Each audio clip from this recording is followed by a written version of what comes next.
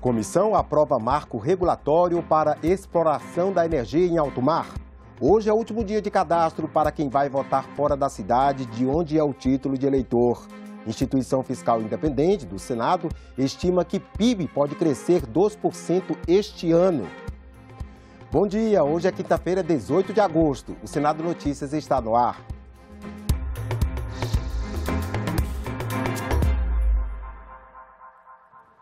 A Comissão de Infraestrutura aprovou ontem o marco regulatório para exploração da energia em alto mar. Se não houver recurso para a votação no plenário, o projeto segue para a Câmara dos Deputados.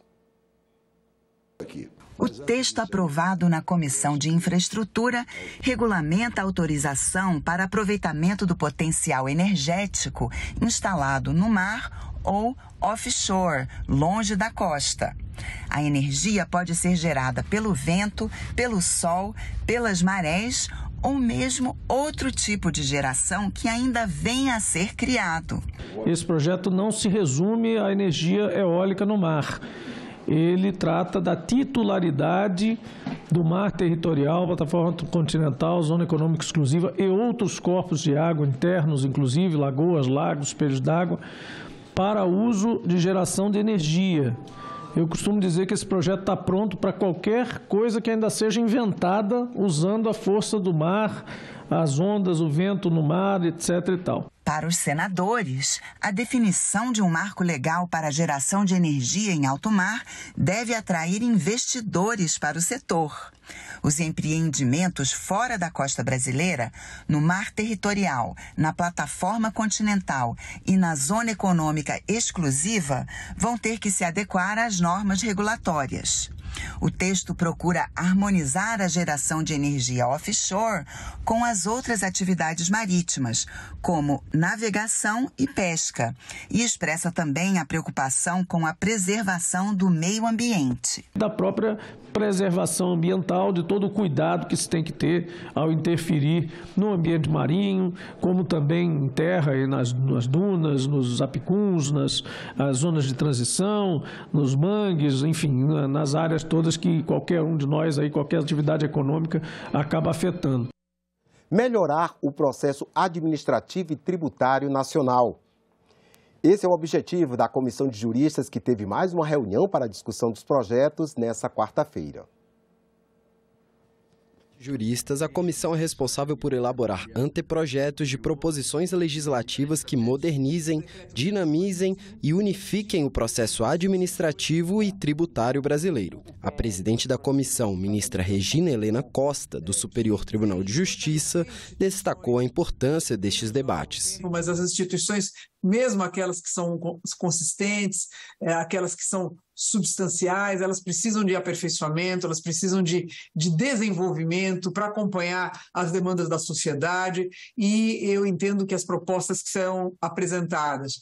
As versões preliminares dos anteprojetos propostos durante as reuniões da comissão foram submetidos à deliberação do colegiado. Ajustes no texto apresentado ainda podem ser feitos pelos relatores até a próxima reunião, quando deve acontecer o debate final dos trabalhos. Eu tenho absoluta certeza que as contribuições da comissão presidida por Vossa Senhoria e por mim relatada serão contribuições muito positivas para a sociedade brasileira, para o Estado brasileiro, e eu tenho absoluta certeza que elas trarão segurança jurídica, confiança legítima na administração e, em especial, a possibilidade que os contribuintes tenham um processo administrativo justo, rápido e efetivo.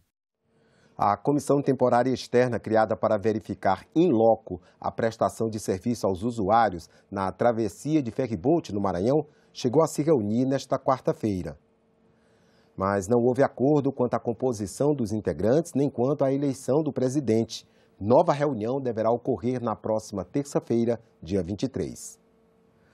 A Instituição Fiscal Independente do Senado lançou ontem o relatório de acompanhamento fiscal deste mês.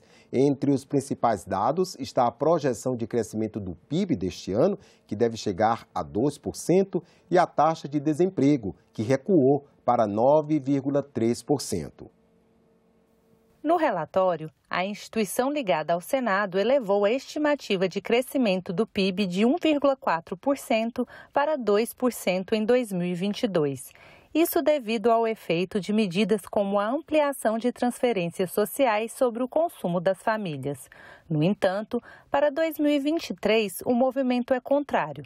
A estimativa é que haja um recuo de 0,6% do PIB. Devido ao maior crescimento esperado para a economia em 2022, o órgão elevou a projeção das receitas do governo central.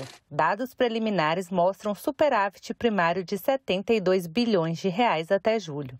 Nesse contexto, a previsão para o resultado primário da União neste ano é de superávit de 27 bilhões de reais. A dívida bruta do governo geral deve encerrar o ano em 78,8% do PIB, abaixo dos 79,4% projetados no relatório da instituição do mês de julho. Ainda segundo a IFE, o mercado de trabalho segue trajetória de recuperação. A taxa de desemprego, por exemplo, recuou para 9,3% no segundo trimestre, mantendo a tendência de queda iniciada em meados de 2021. Em relação ao impacto do reajuste salarial de 18% no judiciário, a estimativa é que ele seja de 1,8 bilhão de reais em 2023, 5,5 bilhões de reais em 2024 e 6,3 bilhões de reais de 2025 em diante. O documento ainda destaca um alívio na inflação após medidas do governo. O IPCA de julho registrou deflação de 0,68% e agora acumula alta de 10,1% em 12 meses. Termina hoje o prazo para solicitar o direito do voto em trânsito. A questão é, você vai estar no seu domicílio eleitoral no domingo do primeiro turno, 2 de outubro?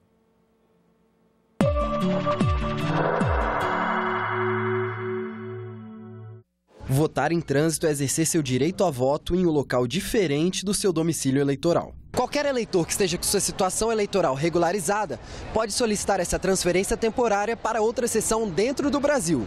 É possível, inclusive, votar cada turno em uma cidade diferente. Moro em Natal, no Rio Grande do Norte, e acho muito bom votar em trânsito porque eu vou votar aqui em Brasília no meu presidente. Eu achei muito boa essa oportunidade de votar em trânsito porque eu não queria deixar de exercer meu direito de voto. Moro atualmente fora do meu domicílio eleitoral e as passagens para esse período estão bastante caras. Então a solução foi ir até o TSE e solicitar o voto em trânsito. Foi bastante fácil. Eu acho mais fácil, né? Que aí eu não vou precisar de deslocar, né, de Brasília para ir para minha cidade só para votar, sendo que eu tenho essa possibilidade de votar aqui. O eleitor que fizer a transferência temporária dentro do mesmo estado de seu domicílio eleitoral poderá votar para presidente da República, governador, senador, deputado federal e deputado estadual ou distrital. Se a transferência for para um local fora do estado eleitoral de origem, a pessoa poderá votar apenas para presidente da República. Eu nunca tinha feito isso, é a primeira vez que eu voto em trânsito. E acho uma pena que não dê para votar para governador também, mas pelo menos o principal está garantido, né? Acho muito bom, porque a gente vota, participa do processo político do nosso país, aonde a gente estiver. Se eu estiver no Brasil, eu voto em qualquer lugar. Eu quero votar em qualquer lugar, mas eu não quero deixar de votar. Não há voto em trânsito para quem está em outro país.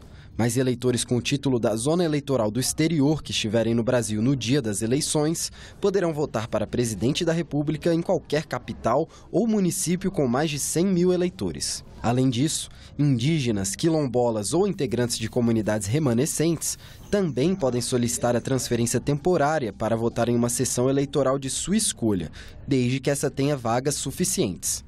Pessoas com deficiência ou mobilidade reduzida podem solicitar a transferência para uma sessão apta a atendê-los. A habilitação para voto em trânsito deve ser feita até o dia 18 de agosto, quinta-feira, presencialmente, em qualquer unidade de atendimento eleitoral, como cartório, central ou posto de atendimento.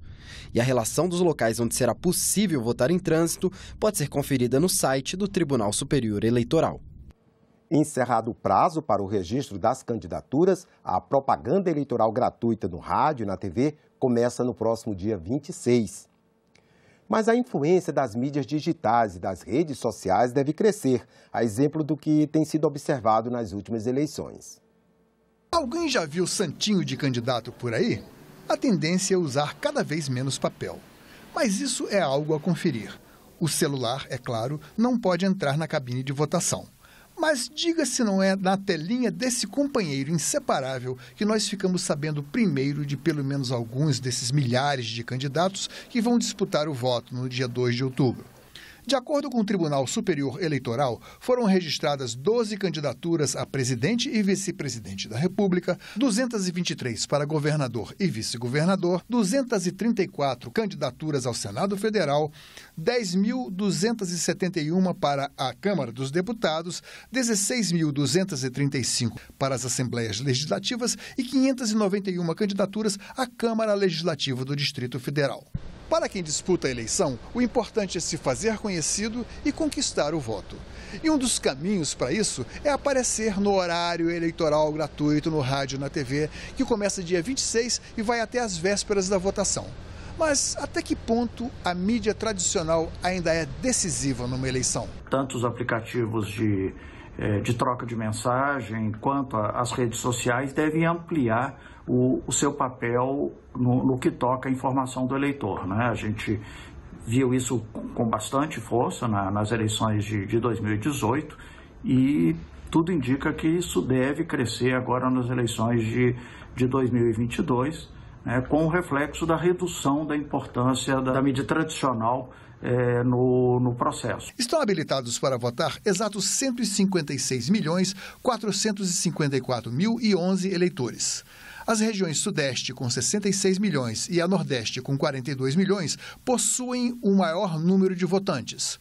Os eleitores no exterior não chegam a 700 mil. Caso o eleitor não tenha intimidade com redes sociais, aplicativos, senhas e outros itens, não precisa se preocupar. A Justiça Eleitoral, ela presta serviços digitais para toda a população, mas se preocupa em não abandonar aquelas pessoas que não têm acesso à rede mundial de computadores. Então, todas aquelas pessoas que têm alguma dificuldade com o aplicativo, com a internet, pode ir na sessão eleitoral e fazer o seu atendimento normalmente no dia da eleição. Regras aprovadas no Congresso pretendem dar maior competitividade às mulheres na corrida eleitoral. O objetivo é aumentar a representatividade no parlamento.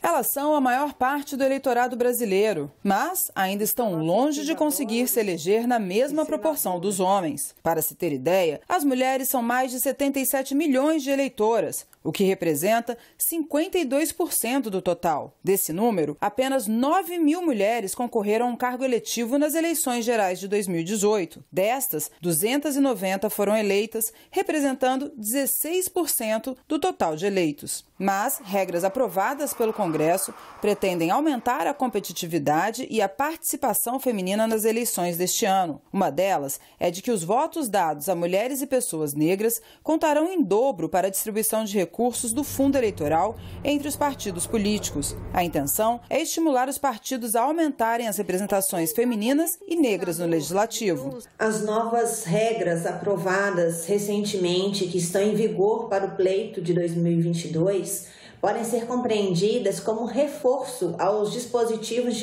institucionais já existentes, como a lei de cotas, que data da segunda metade dos anos 90.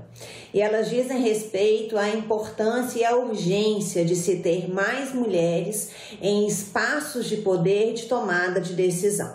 Estar na arena de tomada de decisão nesse espaço legislativo e também no espaço executivo é de suma relevância para que os direitos das mulheres sejam também pensados nessa ampliação de democracia e cidadania. As mulheres falam sobre assuntos econômicos, sobre logística, sobre transportes, sobre indústria, sobre comércio, geração de emprego e renda. Mas também falamos sobre assistência social, saúde e educação. Porém, nossa representatividade no parlamento é muito pequena.